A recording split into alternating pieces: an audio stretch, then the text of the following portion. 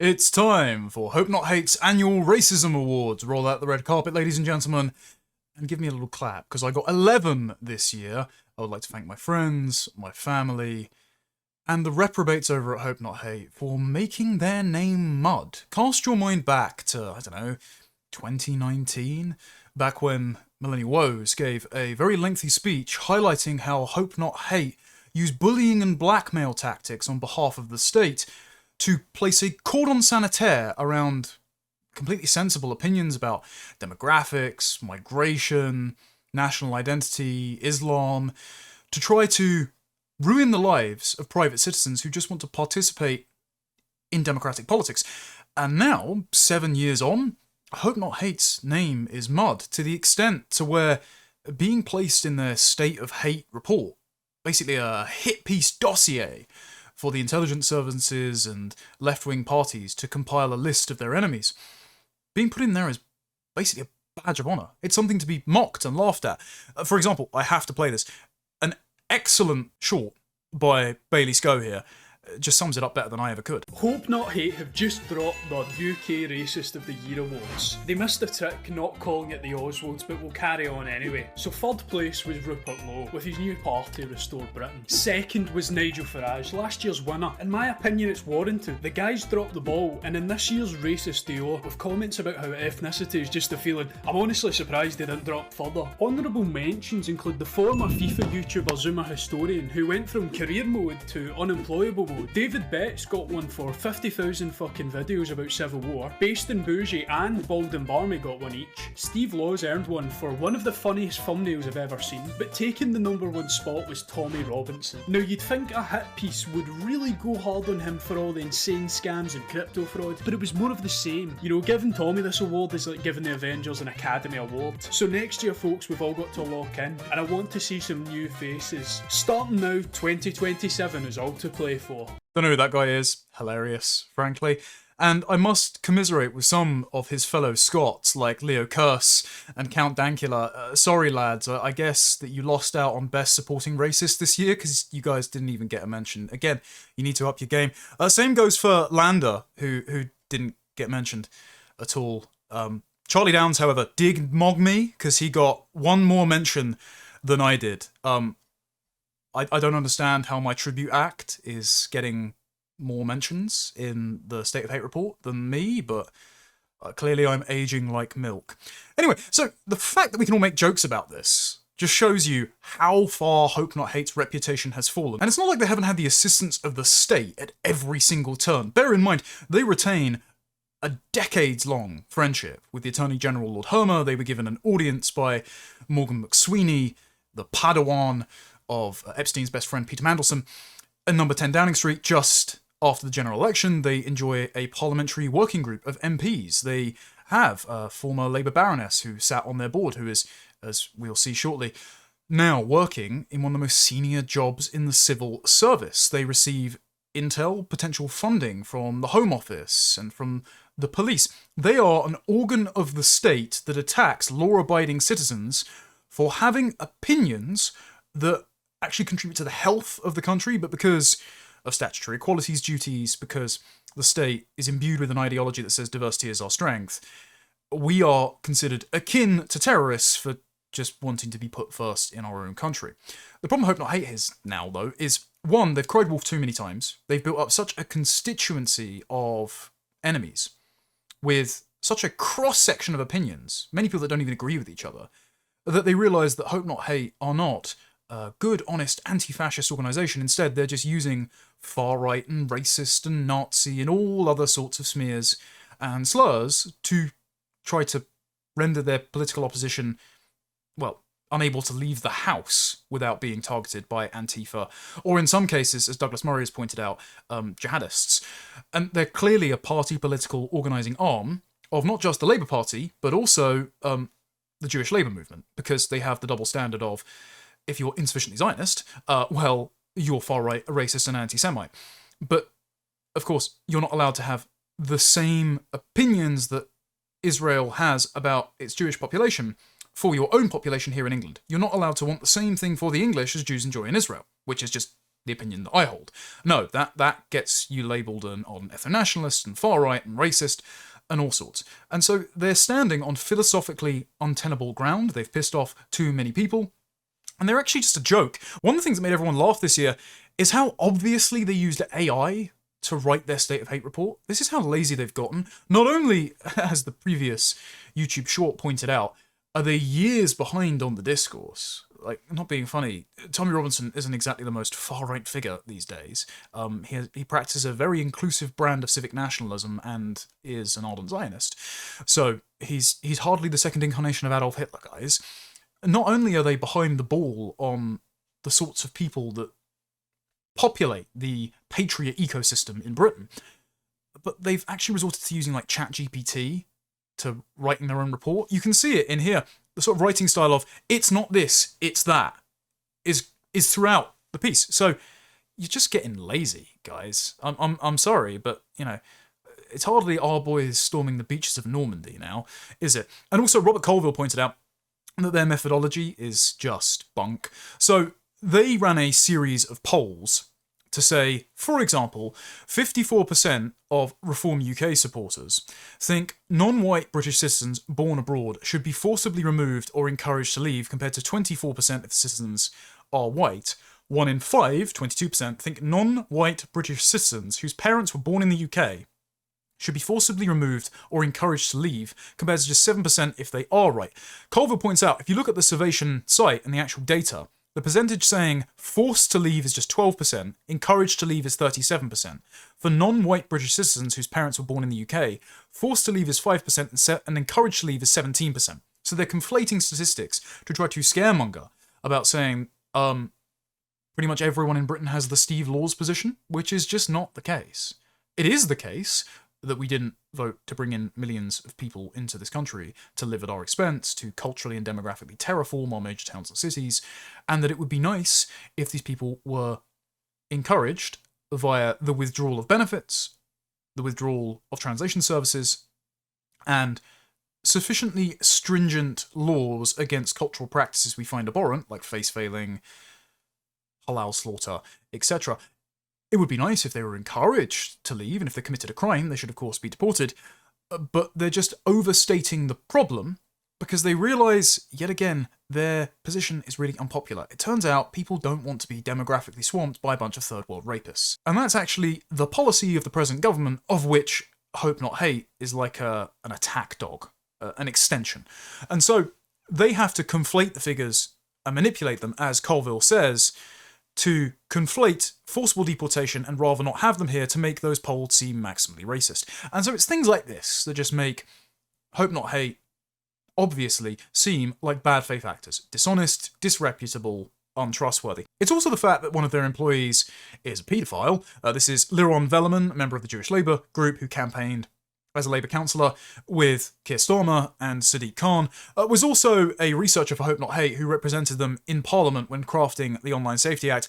He sent a sexually explicit video to a undercover sting officer who was posing as a 13-year-old girl and asked to see said undercover officer in her bra. Also, Matthew Collins, the former member of the National Front and Combat 18, stood before a hammer and sickle in 2013 saying, "Hope Not Hate, comrades, you are our Red Army," you know, the Red Army that murdered and raped its way across post-war Germany and Poland on behalf of the Soviet Union. This is also the same Matthew Collins who admitted on Good Morning Britain to attacking women with a hammer. And for some reason, Hope Not Hate wants to hire this communist apologist and violent thug.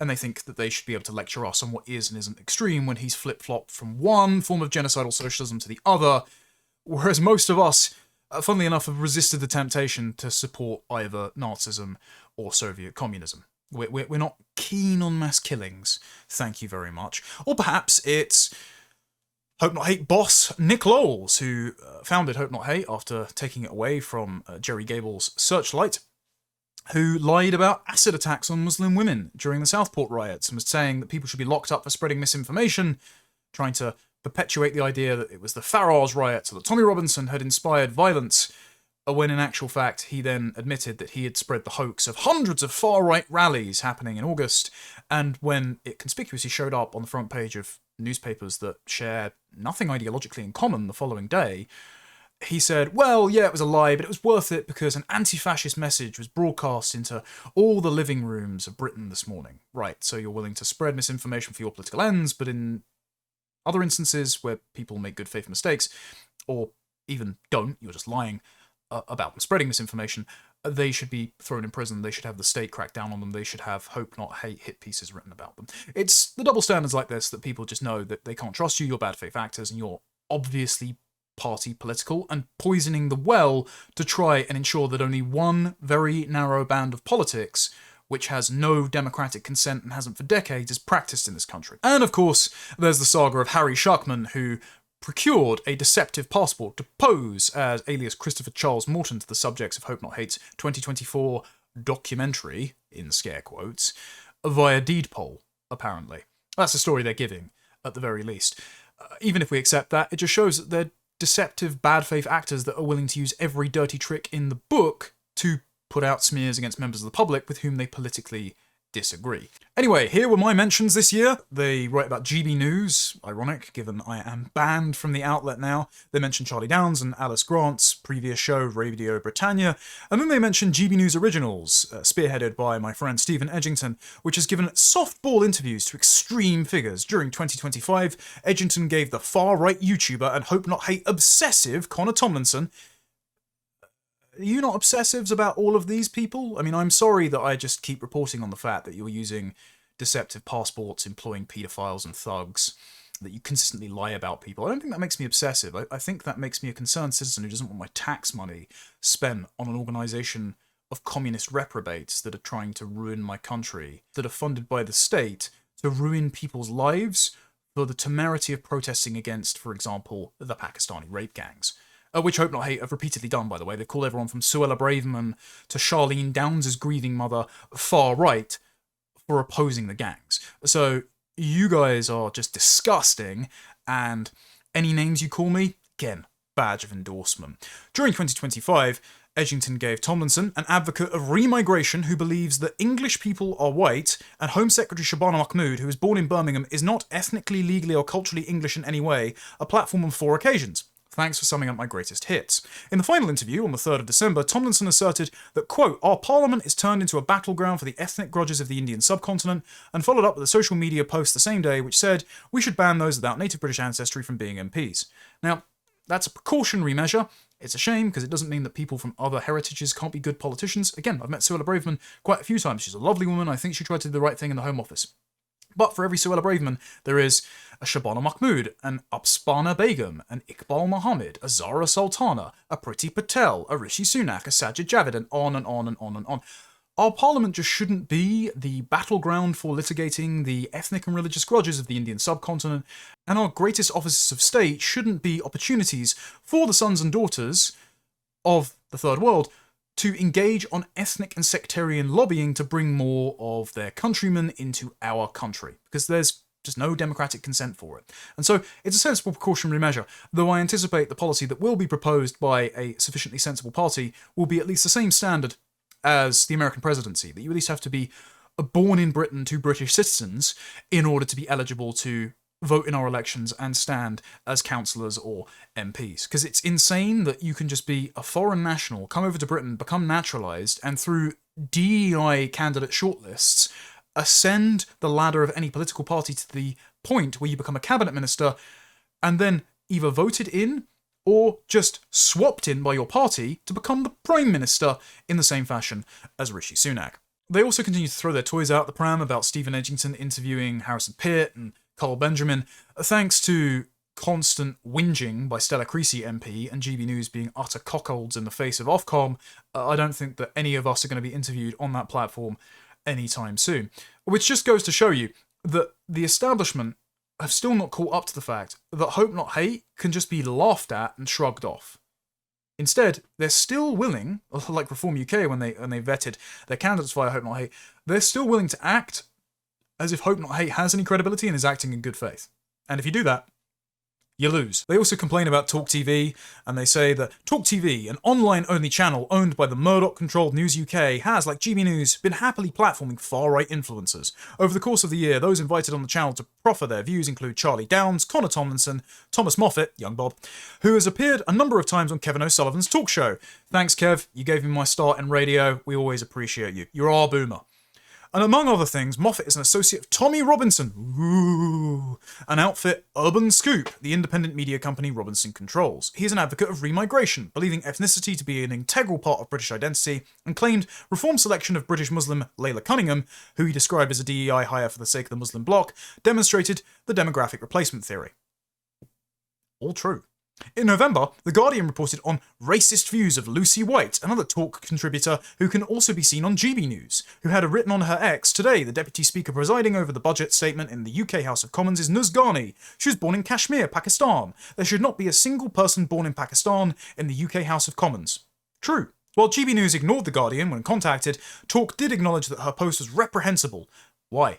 And explained, "We have no plans to invite Lucy White back on Talk in the foreseeable future. The broadcaster hasn't taken the same view of Downs, Tomlinson, or Moffat." To be fair, Private Eye did complain about me and sent a thing into Talk, and even though I was told by the producer it isn't station policy that I've been banned, I haven't been back on since, so who knows, they might have also capitulated too. But notice how they never make the affirmative case for why there should be foreigners given political power in our country. They just take as given the idea that the British public should be ruled by foreigners, and I'm sorry, I just don't consent.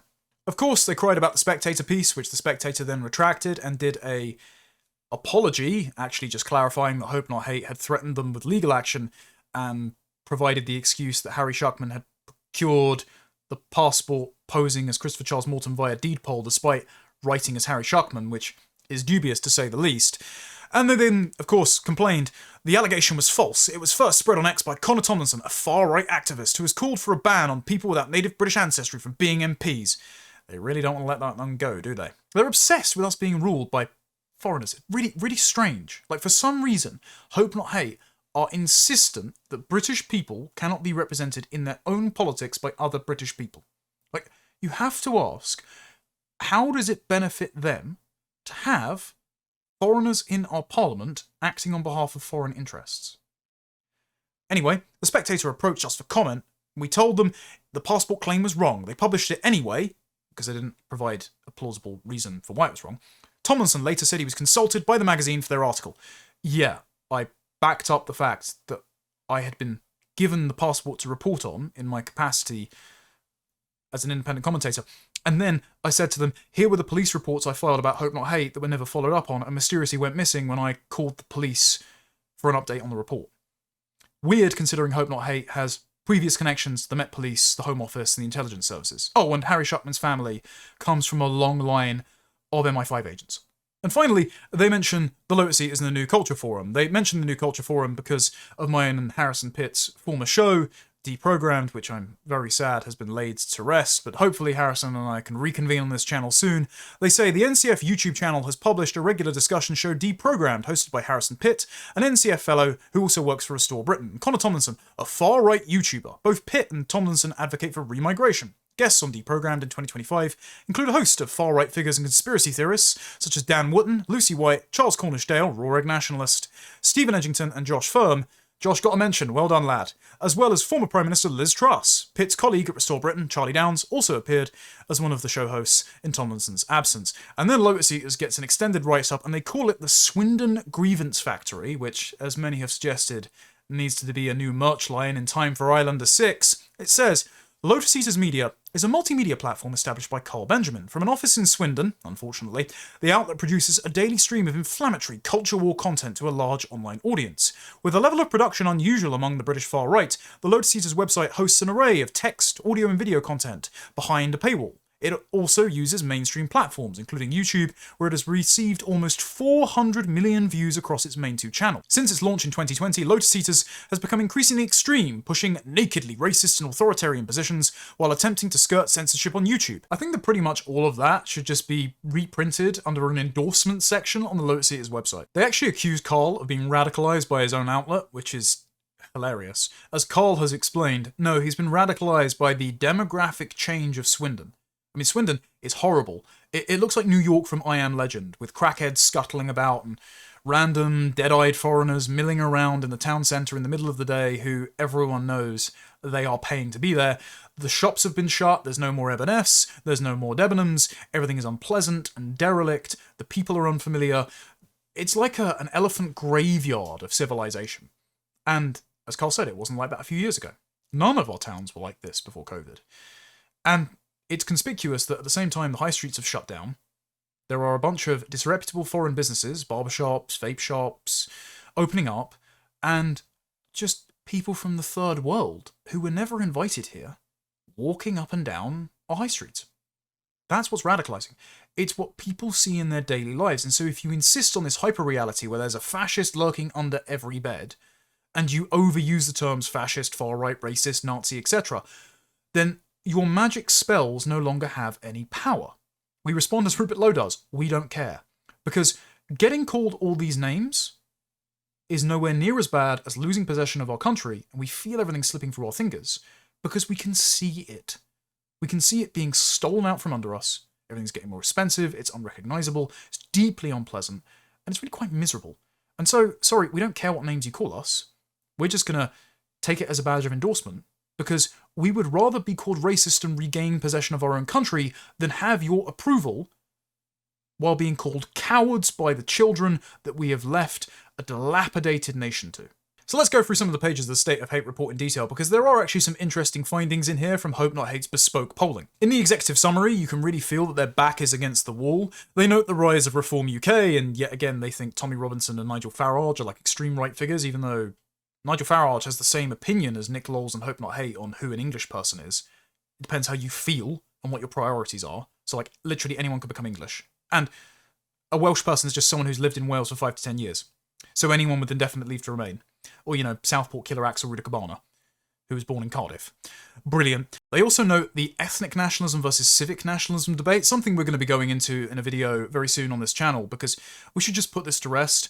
Civic nationalism is just a form of globalism that allows anyone to identify as a member of our country, whether or not they sign up to British values, or whether or not they were born here, or possess the appropriate paperwork. It's totally incoherent. Apparently you can be British if you abide by British values, but also if you were just born in Britain and don't hold British values, and also if you're a naturalised citizen, but then break your oath of naturalisation and renege on commitment to British values the next day, and also if you have a British passport or are born in Britain, but commit a horrible crime like Axel Rudakabana, you don't stop being British, so what's the point in the values? Totally incoherent. Whereas ethno-nationalism has taken on a kind of bogeyman superposition because of the agitation by the likes of Steve Laws, who says that the ethno-nationalist position is actually the expulsion of everyone who isn't ethnically indigenous from the country, when actually ethno-nationalism is just a redundant term, because ethnos comes from the Greek meaning people, nation comes from the Latin natio, also meaning people, so it's just people, nation, nation. Like, you can't sever the idea of a nation from the people that comprise the families, that comprise the family of families that is the nation. And so, it's just nationalism. If you want to call yourself a nationalist, then you're interested in conserving the people from whom the nation and the culture comes. That doesn't mean being mean to minorities or people of other nations. It doesn't mean you can't be friends with other people. It doesn't mean they can't belong to your family. But it does mean that it's incoherent to separate the people from the nation. Like, just belonging to someone's culture and cargo culting as someone else's national identity makes you a member of that nation. It doesn't. Sorry about that. But it's very interesting that they feel the pressure to include the ethnic versus civic nationalism debate, which is often accused as being a very online phenomena, in this. Because remember, Hope Not Hate is a proxy of the British government, of the intelligence services. And so they're constantly sat there, worried about the discussions about national identity that are going on Twitter, because it's a containment breach of the liberal, plastic, globalist, Blairite paradigm that has ruled our politics for decades, has visited untold atrocities onto our country which we never voted for, and now most people are, even if they're not on Twitter, just going, sorry, I just noticed all of these people are not British, they're not my countrymen, they're not my friends, they're not adopted family members, I never wanted them here, and they just need to go. Hope Not Hate has done some bespoke polling, and they found that 31% of the total British public think there could be serious conflict between communities or against the British state, a civil war in the next 5 years. A third of the country thinks civil war is going to happen. That is 66% of Reform voters and 59% of Tommy Robinson supporters. About 50% of those who like Nigel Farage and 63% of those who attended the Unite the Kingdom rally. That's a massive share of the public that think that we are hurtling inevitably towards ethnic and sectarian conflict in this country, that the government can't continue to glue the lid down on the sputtering pot of community tensions. And I think, actually, Hope Not Hate recognise this. Because, one, they're doing the polling on it, but what they're doing is they're blaming the people pointing out the problem for the problem. They genuinely think that if we all just shut our eyes and put our fingers in our ears and said, la la la la, we'd all live in John Lennon's Imagine. They want the state to play umpire to infinity-imported client communities to give them limitless benefits and human rights and protections from our negative opinions about them based on their behaviour, like, blowing up kids' pop concerts or selling young white girls into sex slavery. They want to blame the people warning about the conflict rather than addressing the root causes of the conflict, which is the provocative communities imported into our midst against our desires, and their friends in the government, the members of the Epstein class that are swanning around international cocktail parties while quite literally selling out our countries and are indifferent to our replacement and the horrific, wartime crimes being committed against our children. They want to deflect blame from them and attribute it to Rupert Lowe, Nigel Farage, me. Really?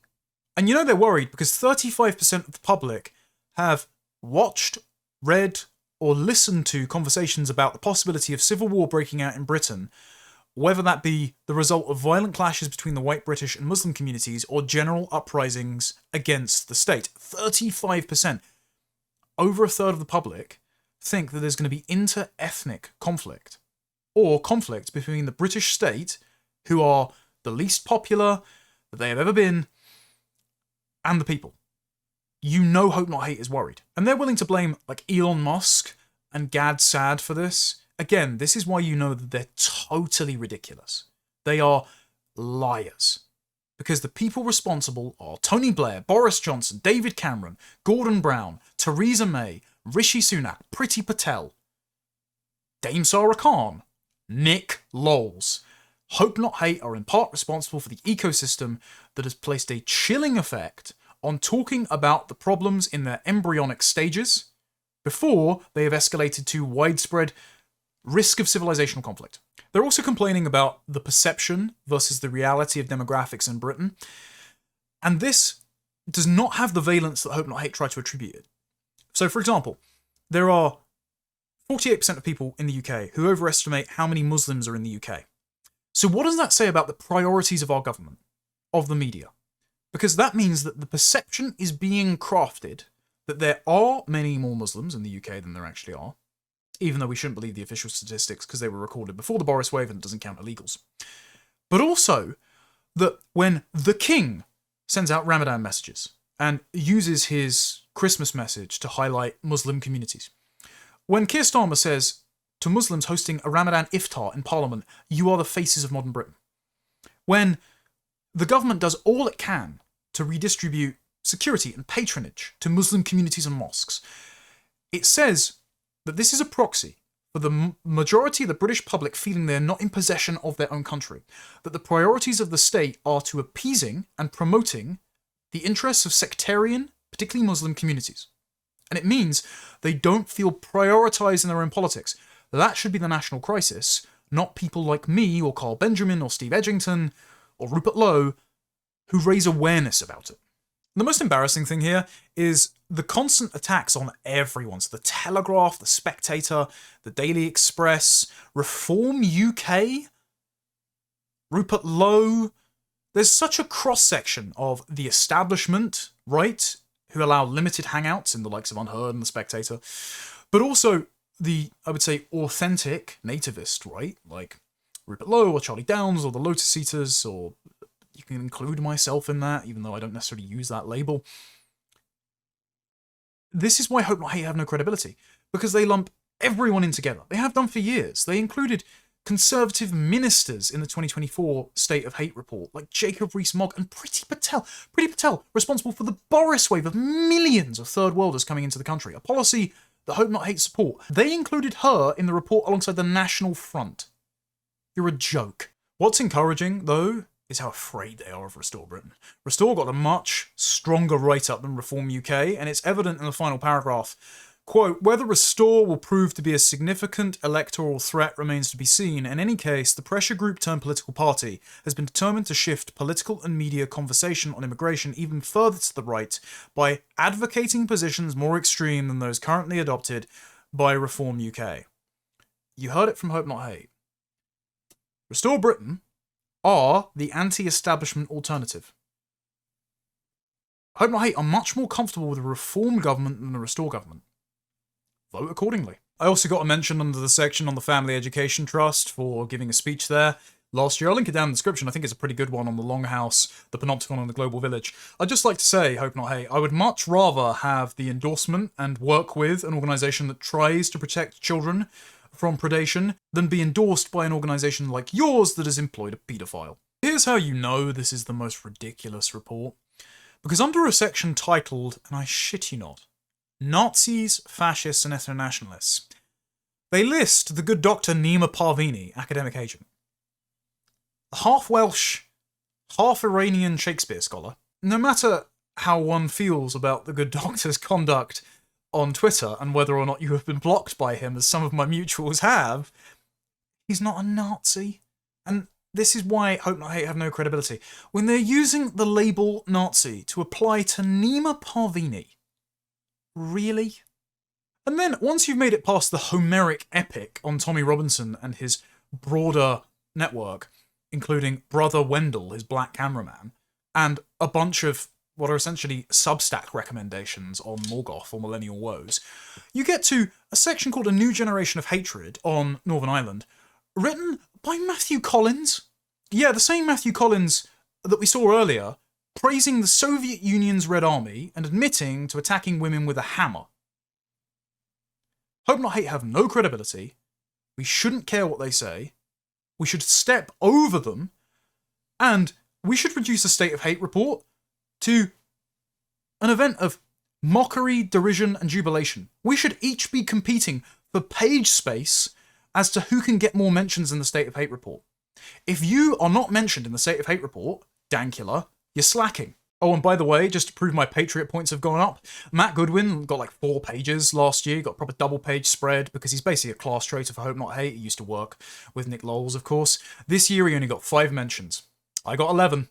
But for all the deserved mockery, we still have to keep an eye on Hope Not Hate because they are still connected to the intelligence services, to the Met Police, to the Home Office, and to Keir Starmer's government because Baroness Ruth Anderson, formerly Ruth Smeeth, has just been appointed, as of the last week, Parliamentary Secretary in the Cabinet Office and remains a Lord's Whip. Ruth Smeeth was not only one of the board members of Hope Not Hate until 2024, she was listed in a 2009 communique as a US and potentially Israeli intelligence asset, which was then leaked in WikiLeaks, because she was feeding information while a parliamentary candidate for the Labour Party, not even an MP, on the likelihood of an early general election called by then Gordon Brown after the G20 summit. How did she know this? Why was she listed as a source to strictly protect by the American intelligence agencies? Why is she now, as also a part of the Jewish labour movement who led to the toppling of Jeremy Corbyn on anti-Semitism allegations? Because she, to be fair, was hounded by labour activists who were anti-Zionists at the time and felt threatened. Shouldn't have happened. Why does she keep being rewarded? Why is Hope Not Hate continually integrated into not just the Labour government, but the civil service and the security state? Despite their disreputability, despite their dishonesty, despite their criminal conduct by some of their employees. And it's because they are an attack dog on behalf of the ideologically leftist, anti-racist, permanent bureaucracy. And you have to abolish that bureaucracy, you have to repeal all their laws, you have to fire all their personnel, you have to tear that state asunder, which has inflicted atrocities on our people, to get rid of Hope Not Hate. So yes, we should continue pointing out the crimes committed by their members. the lies spread by their reports. We should continue to make sure that Hope Not Hate's name is mud so we can have a healthy politics again. But we can't get complacent if and when we are politically victorious. Hope Not Hate should be abolished. Their members should be investigated, prosecuted where criminal conduct has been committed. They should be deprived of any future funding. They should be considered the kinds of pariahs they want to render us for having the temerity to be patriotic about our own countries. So ahead of next year's right-wing Oscars, yeah, keep up the competition, lads. I'll see which one of us gets more mentions. But always keep an eye on Hope Not Hate, because despite their misconduct, they're not being severed from the state anytime soon.